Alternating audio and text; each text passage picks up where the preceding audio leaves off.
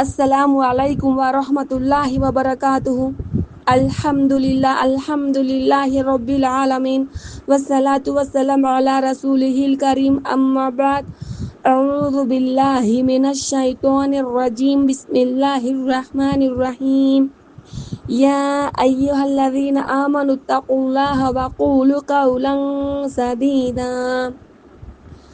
يصلح لكم أعمالكم ويغفر لكم ذنوبكم ومن يطع الله ورسوله فقد فاز فوزا عظيما.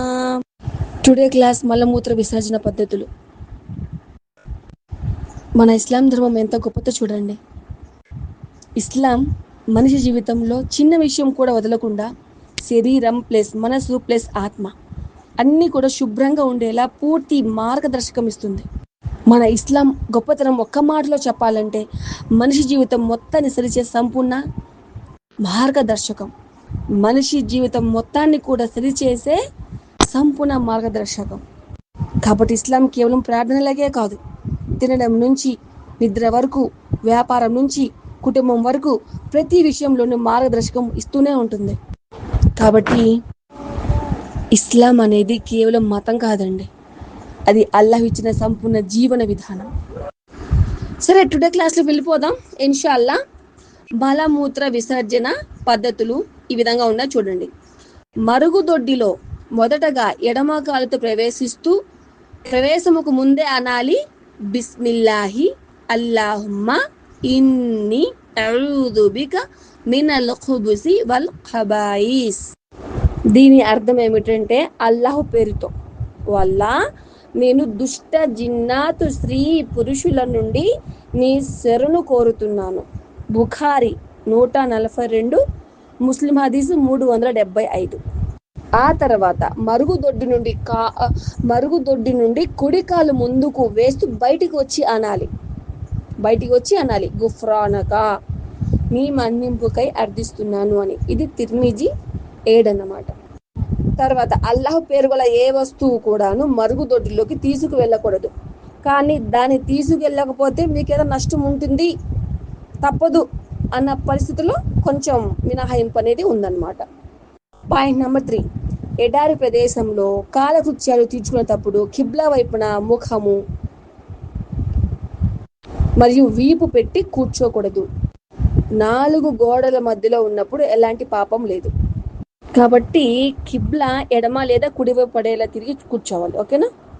Point number 4, కాలకృత్యాలు తీర్చుకునేటప్పుడు ప్రజల చూపులకు దూరంగా పోవాలి. ప్రజలు అక్కడ ఉన్నారు, వాళ్ళకి ఎదురుగా మనం చేయలేం కదా అలాంటి పనులు. సో కాబట్టి అక్కడ ప్రజలు ఉంటే చాలా దూరంగా వెళ్ళి కాలకృత్యాలు తీర్చుకోవాలి. ఆ తర్వాత నాభి నుండి మోకాళ్ళ వరకు పురుషులు కప్పి ఉంచడం తప్పనిసరి. స్త్రీ అయితే తన పూర్తి శరీరాన్ని కప్పి ఉంచాలి. ఓకేనా. పురుషులైతే నాభి నుండి మోకాళ్ళ వరకు పురుషులు కప్పి ఉంచడం తప్పనిసరి. స్త్రీ అయితే తన పూర్తి శరీరాన్ని కూడా. పాయింట్ నెంబర్ 5, శరీరం లేక దుస్తులపై మలమూత్ర తుంపరలు పడకుండా జాగ్రత్త వహించాలి. పాయింట్ నెంబర్ 6, మలమూత్ర విసర్జన తరువాత నీటితో శుభ్రం చేసుకోవాలి. నీళ్లు లేనప్పుడు నజాసత్ మరకలను దూరం చేయుటకు రాళ్ళు, టిష్యూ పేపర్, కాగితం ఉంటుంది కదా, అలాంటివి ఉపయోగించవచ్చు. పరిశుభ్రత కొరకు కేవలం ఎడమ చేయిని మాత్రమే ఉపయోగించాలి. అర్థమవుతుందా? అది మలమూత్ర విసర్జన అయిపోయిన తర్వాత కుడి చేత్తో మనము ఆ యొక్క కార్యాన్ని చేయకూడదు. ఎడమ చేత్తోనే మనము పరిశుభ్రంగా చేసుకోవాలన్నమాట. ఇన్షాల్లా టుడే క్లాస్లో మలమూత్ర విసర్జన పద్ధతులు తెలుసుకున్నాం కదా. రేపటి క్లాస్లో గుసులు విధానం తెలుసుకుందాం.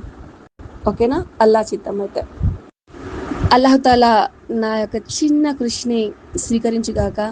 ఆమీన్ యా రబ్బల్ ఆలమీన్. రబ్బనా తఖబ్బల్ మిన్నా ఇన్నక అంత సమీఉల్ అలీం. వ ఆఖిరు దావానా అనిల్ హమ్దులిల్లాహి రబ్బిల్ ఆలమీన్.